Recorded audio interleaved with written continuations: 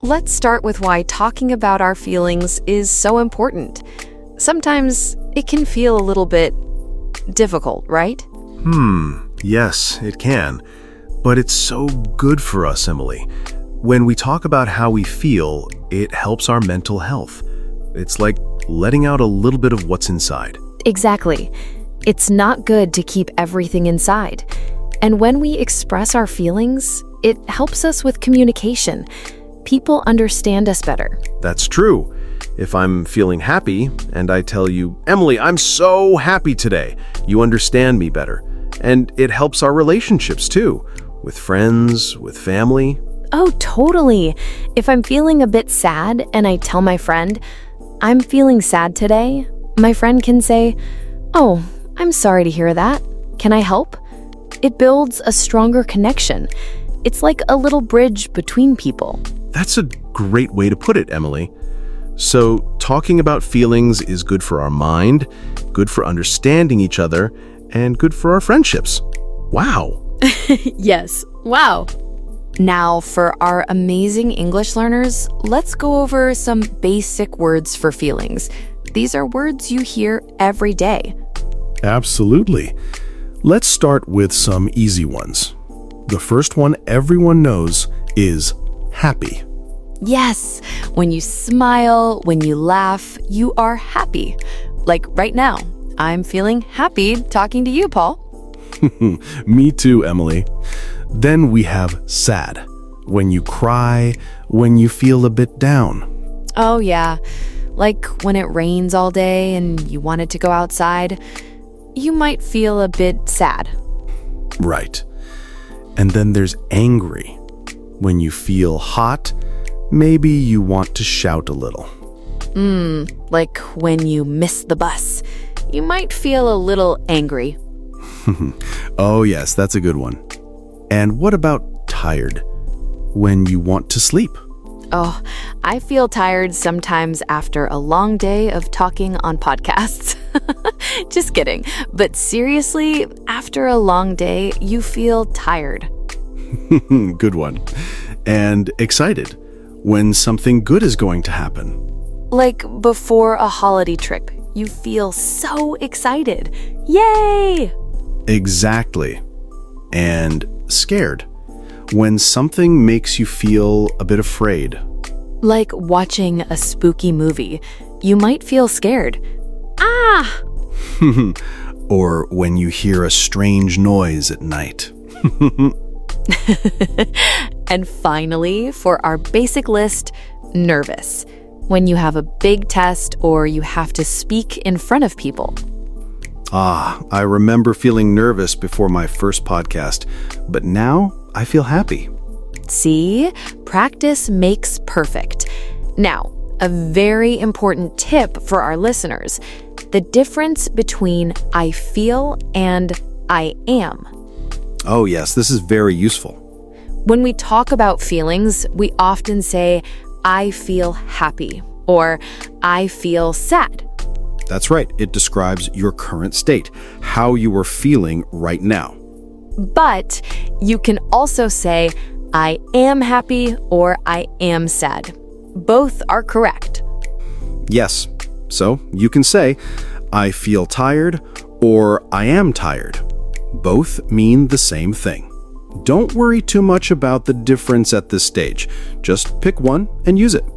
Perfect advice, Paul. Okay, now let's try some more specific feelings. These words can help you describe how you feel in more detail. Ooh, I like this. First, frustrated.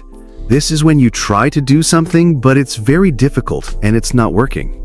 Yes, like when you try to put together some furniture and the instructions are unclear. You might feel very frustrated. Brr. Exactly. And overwhelmed. This is when you have too much to do, too many things on your mind, and you feel like you can't manage it all. Oh, that's a common one for students, right? Too much homework, too many tests. You might feel overwhelmed. Too much. Exactly. And anxious. This is similar to nervous, but maybe a bit stronger. It's when you worry a lot about something, maybe something that hasn't happened yet. Like before a very important job interview, you might feel very anxious about it. Your stomach might feel a bit funny. Yes, and proud. This is a good feeling. When you do something well or someone you love does something well, you feel proud. Like when you finish a big project, you feel so proud of your work. Yay, I did it! Or when your child learns to ride a bike, you feel so proud. Aw, that's a lovely feeling. And lonely. This is when you feel alone, even if there are people around. You just wish you had someone to talk to. Yes, sometimes we all feel a little lonely. It's okay to feel that way. Absolutely. Then we have confident. This is when you believe in yourself and your abilities. You feel strong and ready. Like when you know the answer in class and you feel confident to raise your hand. Yes. And finally for this section, disappointed. This is when something you hoped for doesn't happen, and you feel a bit sad because of it. Oh, like when your favorite team loses the game. You feel very disappointed. Yes, that's a good example.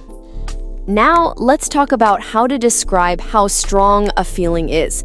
We can say a bit sad or completely devastated.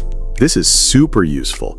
A bit sad means a little sad, like if your ice cream falls on the ground. Oh no, so sad. But completely devastated means very, very sad, like if you lose something very important to you. Exactly. Or a little bit nervous versus extremely anxious. Extremely means very, very. So you can add words like a bit, a little, very, really, completely, or extremely to show how strong your feeling is. It adds more color to your sentences. Fantastic. Now let's have some fun with English idioms. These are phrases where the meaning isn't always clear from the individual words, but they are very common. I love idioms. They make English sound so natural. The first one is, I'm on cloud 9. Cloud 9. This means you are extremely happy, like you are floating in the sky. My vacation starts tomorrow. I'm on cloud 9. That's a great feeling. Then, I'm feeling under the weather? This one means you are feeling a bit sick, not completely well, like you have a cold. I can't come to the party tonight. I'm feeling under the weather. Yes, it's a nice way to say you're not feeling well without being too specific. Next, he's walking on eggshells. Oh, this one is interesting. If someone is walking on eggshells, it means they're being very careful not to upset someone because that person is easily angered or sensitive. Like, you have to be very careful with what you say. Yes, like fragile eggs. You don't want to break them. And finally, it broke my heart. This means something made you very, very sad or deeply disappointed. Like, when my dog ran away, it broke my heart. Oh, that's so sad, Emily. These idioms are really fun, but they take a little practice to remember. They do, but hearing them and using them will make them stick. So, we've talked about how to say how we feel. Now, how do we ask others how they are feeling, right? Yes, it shows you care. A simple one is, how are you? But sometimes people just say, I'm fine. If you want to know more, you can ask, how are you really feeling? That's a good one. It shows you are truly interested. Or if someone looks a little sad, you can ask, do you want to talk about it? Perfect. It gives them a chance to share, but they don't have to if they don't want to. It's an open door. And another one, if someone seems deep in thought or worried, you can say, is something on your mind? Ooh, I like that one, Paul. Is something on your mind? It means, are you thinking about something difficult? Or are you worried? These are very gentle ways to ask. These questions are so helpful for connecting with people. And after someone shares their feelings, how do we respond? We want to be kind and understanding. We call this empathy. Yes, Empathy means understanding and sharing the feelings of another person. So if someone tells you they're sad, you can say, "That must be really hard." That must be really hard. It shows you understand that their situation is difficult, or I understand how you feel. Yes, it means you can relate, even if you haven't been in the exact same situation. Another good one is, "I'm here for you." I'm here for you. This is so powerful. It means I will support you. You are not alone. And a simple but very important one, thanks for sharing that with me. Yes, when someone shares their feelings, it's a big step. So saying, "Thanks for sharing that with me," shows appreciation and trust. It encourages them to share again in the future. These phrases really help build strong relationships. Okay, Paul, let's imagine some real-life situations and how we can use our new feelings vocabulary. Great idea. Let's say you had a really bad day at work. How would you describe your feelings? After a bad day at work, I might say, I'm feeling tired and a bit frustrated today. The computer was slow and I had too many meetings. Good one. Or I'm feeling a bit overwhelmed after all that work today. Perfect. Now, what about describing excitement before a trip or a big event? Oh, that's easy. I'm so excited for my vacation next week. I can't wait. Or I'm on cloud 9 about the concert tomorrow. Love it. And what if you want to express sadness after a breakup or a disappointment? This can be difficult, but it's important to talk about. Yes, it is. You might say, "I'm very sad about the breakup. It broke my heart." Or, "I'm really disappointed that the project didn't work out." These examples show how we can use different words to match the situation. It makes your English sound much more natural. Exactly. Practice these in your head or even out loud. Now, let's talk about feelings at work.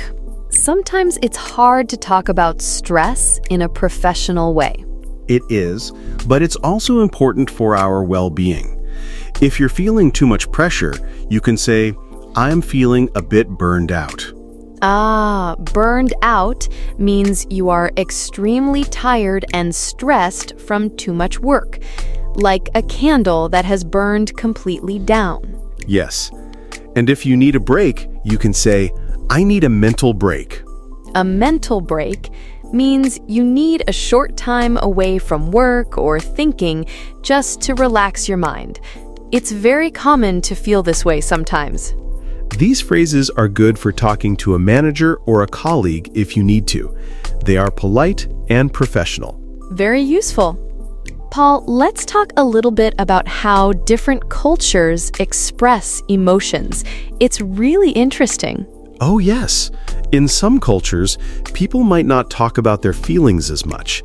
They might keep them more to themselves. That's right. And in other cultures, it might be very normal and even expected to share how you feel openly.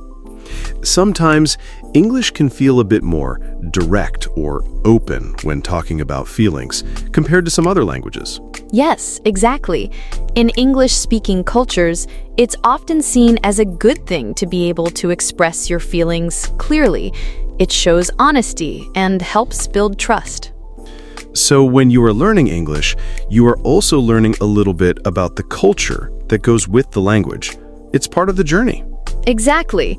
Don't be shy to try expressing yourself. It's a skill, just like learning grammar.